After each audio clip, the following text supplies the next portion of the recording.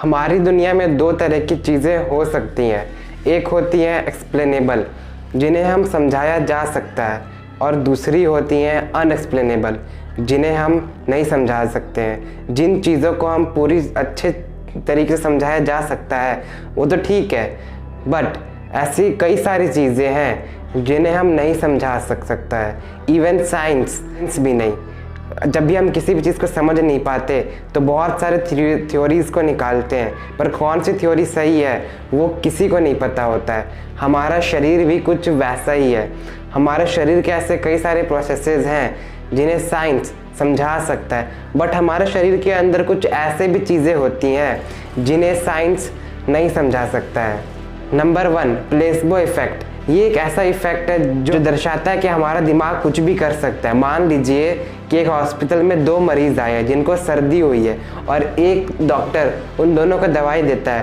पहले आदमी को वो सर्दी की असली टैबलेट देता है और दूसरे आदमी को खाली शुगर पिल्स देता है, पर दोनों को ये कहा गया कि इस दवाई से वो ठीक हो जाएंगे, और जब कुछ दिन के बाद वो दोनों टैबलेट्स को खाते हैं, उससे बस वही आदमी ठीक नहीं होता है जिसने खाली असली टैबलेट खाई, बल्कि वो भी ठीक हो जाता है जिसने ये सोचा था कि उसे असली पिल्स मिला।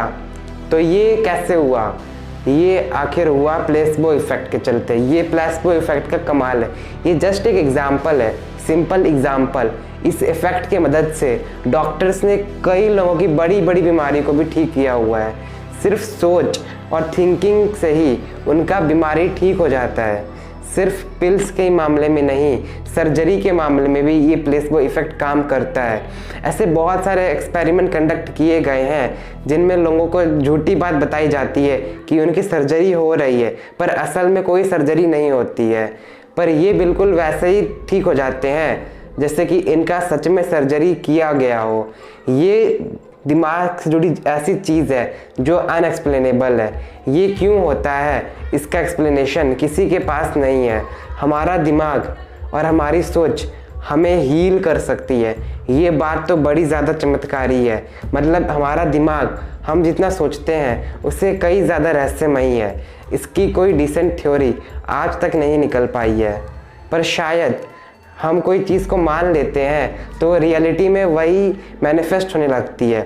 इसलिए लोग कहते हैं हमें हमेशा पॉजिटिव सोचना चाहिए। So think positive. Number 2, deja vu. क्या आपको कभी ऐसा लगा है कि ये तो मेरे साथ पहले भी हो चुका है? फिर आप याद करने लग जाते हैं कि ये आखिर आपके साथ कब हुआ था, और अचानक से वो फीलिंग चली जाती है। ऐसी घटना को हम डेजावू कहते हैं। ये फ्रेंच वर्ड डेजावू का मतलब होता है ऑलरेडी सीन। ऐसी फीलिंग जो आपके साथ जो भी हो रहा है वो पहले भी कभी हो चुका है, चाहे पहले कभी, या फिर कभी आपके सपने में, या फिर शायद कभी आपके पिछले जन्म में, अगर आप इन चीज़ों को मानते हो तो। इस फीलिंग को हम डेजावू कहते हैं। अजीब बात यह है ना कि साइंस अभी तक ये नहीं बता पाई है कि डेजावू आखिर किस वजह से होता है, बट कई सारे थ्योरीज हैं जो डेजावू को एक्सप्लेन करने का दावा करते हैं। Number 1, familiar based recognition. जब भी हम कोई चीज़ को देखते हैं तो हमारा ब्रेन उसे स्कैन करने लगता है कि वो हम चीज़ हमसे फेमिलियर, परिचित है कि नहीं।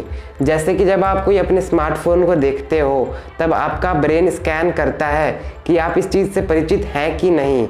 जब ब्रेन ये वेरीफाई कर लेता है कि हाँ ये जो फेमिलियर है, तब आपका ब्रेन का एक पार्ट हिप्पोकैम्पस उस मेमोरी को निकालता है जो उससे जुड़ा हुआ होता है।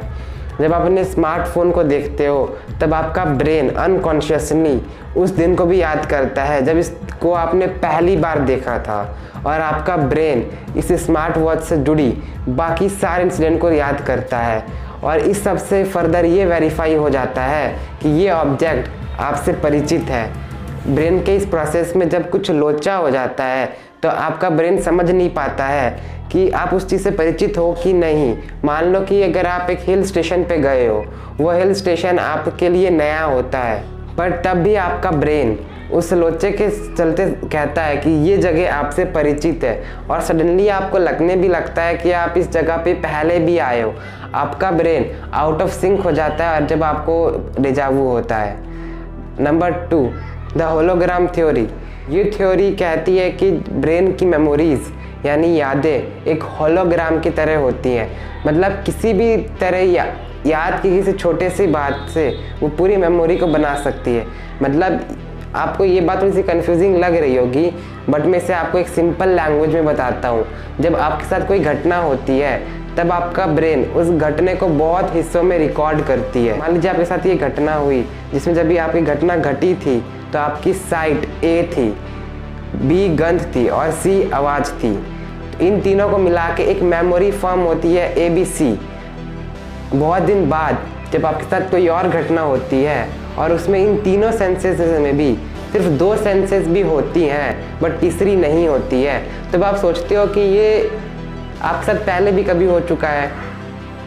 उस समय एक सेंसेशन मिसिंग भी होती है, बट बाकी दोनों होने की वजह से आपके से मिलती जुलती घटना आपके साथ हो चुकी है। कोई भी थ्योरी ये नहीं बता सकती कि डेजा वू क्यों और कैसे होता है। ये साइंस की दुनिया की अनएक्सप्लेन्ड मिस्ट्री बन के रह गई है।